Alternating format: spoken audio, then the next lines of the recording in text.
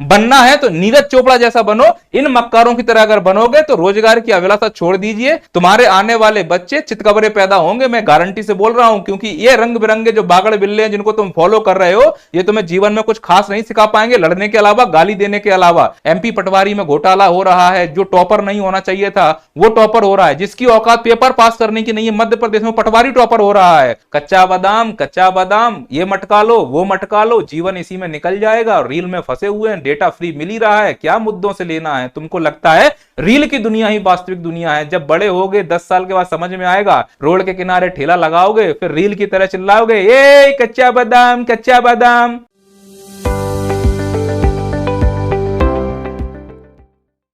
हम में से अधिकांश लोग गरीबी का रोना रोते हैं, और हकीकत यह है कि हम लोगों ने अपने जीवन की दुर्दशा अपने ही हाथों से बना के रखी हुई है।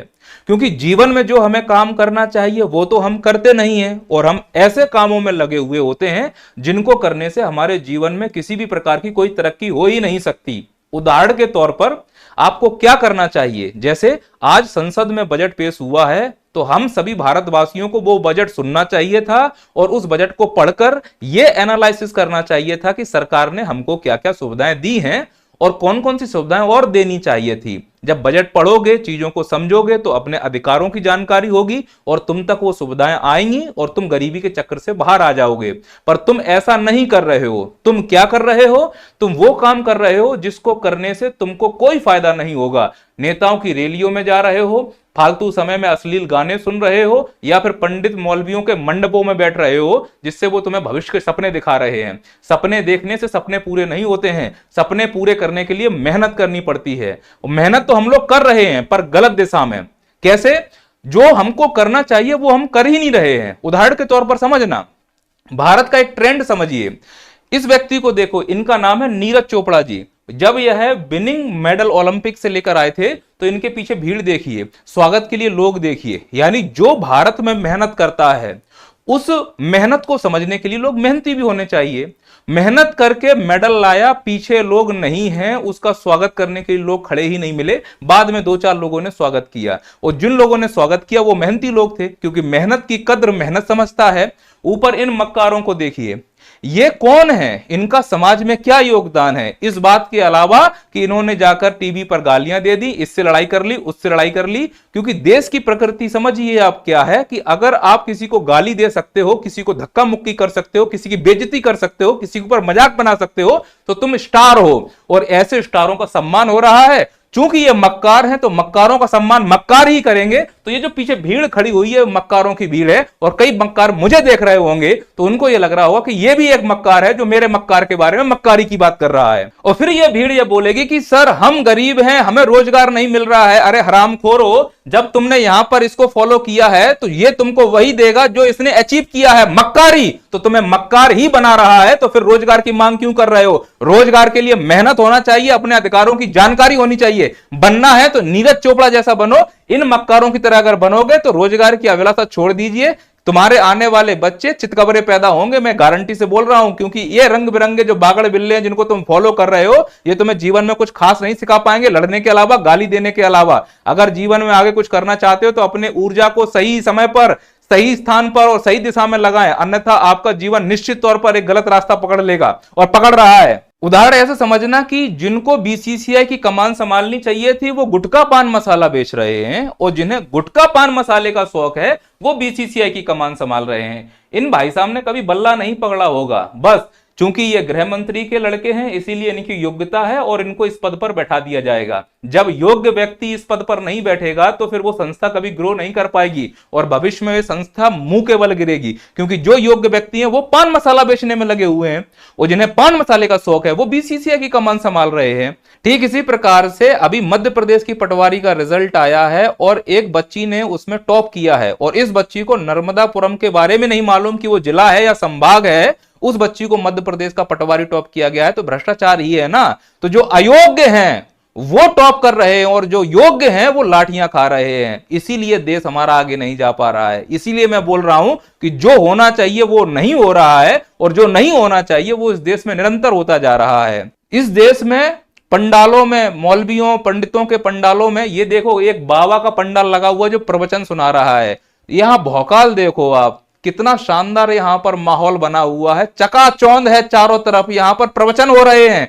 तो जिस देश में प्रवचन के लिए इतने शानदार पंडाल, देखो ध्यान से इन पंडालों को, कि इसमें इस प्रकार से बड़े बड़े लोगों की व्यवस्था की गई है। स्पेशल लोग यहाँ पे, मध्यम लोग यहाँ पे, गरीब लोग यहाँ पे कैटेगराइज कर दिया गया है। धर्म के अंदर भी, धर्म तो सभी के लिए बराबर है ना, क्योंकि ये बड़ी बाप की औलादे हैं इसलिए इनको आगे बैठाया जाएगा, ये मध्यम बाप की औलादे हैं इनके बीच में बैठाया जाएगा, ये गरीब गुरबा हैं इन्हीं की वजह से पूरा इनका दुकान चल रहा है, उनको पीछे डाल दिया जाएगा। जिनकी वजह से इनकी दुकान चल रही है, जिनकी वजह से देश चल रहा है, बस इस देश में उन्हीं की सुनवाई नहीं होती है, और जो चार मक्कार होते हैं उनको आगे बैठा दिया जाता है। तो ये प्रवचन है क्या?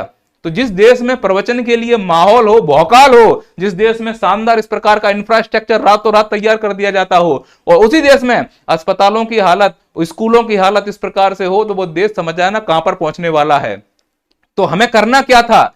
चकाचौंध करनी थी स्कूलों में, अस्पताल में, और जो भागवत पंडित मौलवी सुनाते हैं वो एक गुरु की तरह इस प्रकार से सुनाया जाना चाहिए कि उसमें सभी के भाव समान हो। पर आजकल तो भागवत सुनाने वाले भी गाड़ियों में आते हैं, एसीओ में बैठकर भागवत सुना रहे होते हैं, और भागवत में सुनाते हैं कि किस प्रकार से भगवान राम ने 14 वनवास में काटे, उनके दुख को बताते हैं, और खुद एसीओ में आकर बैठ जाते हैं। तो ये भागवत सुना रहे हैं, ये अपने जीवन को भोग कर रहे हैं, ये लूट रहे हैं भागवत के नाम पर, धर्म के नाम पर हमको गलत रास्ते पर ले जा रहे हैं। यही कह रहा हूं कि भारत में जो होना चाहिए वो नहीं हो रहा है, और जो नहीं होना चाहिए वो होता चला जा रहा है। यहां भारत की हालत तो यह है कि एक बावा व्यापारी बन रहा है, और भारत में जो नीतियों के चलते जो व्यापारी हैं वो बेचारे बावा बनते जा रहे हैं। पेटीएम की जो हालत है वो आज किसी छुपी हुई नहीं है, सरकार को इसको सपोर्ट देना चाहिए था। ये वही पेटीएम है जब भारत में विमुद्रीकरण हुआ था, डिमोनेटाइजेशन हुआ था, तो इसी पेटीएम ने भारत की लाज बताई थी, क्योंकि हर जगह पैसे की कमी थी, तो पेटीएम स्कैन करके लोग काम चला रहे थे। आज उसी पेटीएम को सहारा नहीं मिला, और इस पेटीएम को पूरी तरह से बंद करने की तैयारी की जा रही है। हालांकि इसकी भी कमी है, जो इसका मालिक है, इसने आरबीआई के नियमों का उल्लंघन किया। पर आरबीआई से मैं ये पूछना चाह रहा हूं कि अगर आपने नोटिफिकेशन दिया था कि इसने नियम का उल्लंघन किया, तो स्पष्ट कीजिए कि इसने किन नियमों का उल्लंघन किया, क्योंकि भारत में और भी कई ऐसी संस्थाएं जिन्होंने नियमों का उल्लंघन किया, उनके ऊपर कोई कार्रवाई नहीं की जा रही है। तो यह कार्रवाई क्या एक तरफा या द्वेष के द्वारा की जा रही है, या इसके पीछे कोई साजिश है? क्योंकि यही सवाल हमको पूछना चाहिए, पर हम ये सवाल पूछ नहीं रहे हैं, क्योंकि जो होना चाहिए वो हो नहीं रहा है, और जो नहीं होना चाहिए वो इस देश में होता जा रहा है। हालत तो यह है कि इस देश में तुम तक जानकारी पहुंचाने के लिए न्यूज चैनल होने चाहिए थे, तो एक टीचर को न्यूज सुनानी पड़ रही है, वो जो न्यूज सुनाने वाले हैं वो माहौल बनाते घूम रहे हैं। या ये कहूं मैं कि जो न्यूज सुना सकता था वो जेल में है, और जो जेल में रहकर आए हैं वो भारत में आज न्यूज सुना रहे हैं, क्योंकि भारत में जो होना चाहिए वो नहीं हो रहा है। अगर हकीकत को देखोगे तो इसमें नुकसान हमारा और आपका ही है। जो नेता और व्यापारी हैं वो तो मजे में हैं, अगर उनकी दुकानें आज बंद हो जाएंगी, उनकी पूरी पीढ़ी जीवन भर बैठकर खाएगी। हमारे पास क्या है? हम तो आज काम करेंगे तब रात का चूल्हा जलेगा हमारे घर में। और जब कोरोना में पूरे भारत में लॉकडाउन लगा था तो तरस गए थे खाने के लिए, और हम लोग निकले थे शहर से बाहर कि जाएंगे शहर में नौकरी करेंगे, वापस अपने घरों में पैदल आए थे हम। तो जब वो गरीब चल रहा था पैदल, तो पैदल नहीं चल रहा था, पैदल चल के भारत की औकात माप रहा था कि हमारे राजनेताओं ने 70 सालों में हमारे लिए क्या किया। तो मालूम चला हम 68% लोग, यानी गरीब लोगों के लिए जो गांव में रहते हैं, कुछ नहीं किया। केवल जो कुछ किया वो चंद लोगों के लिए किया, और बोलते हैं कि हम गरीबों की सरकार है। कोई भी सरकार गरीब की सरकार नहीं है, केवल मजाक बना सकती है। यह केवल अपने स्वास्थ्य के लिए, अपने आप के लिए, बच्चों के लिए, पार्टी के लिए ही सोचते हैं, देश के लिए नहीं सोचते हैं। इसीलिए बोला हूं, देश में जो होना चाहिए वो नहीं हो रहा है, जो नहीं होना चाहिए वो निरंतर होता चला जा रहा है।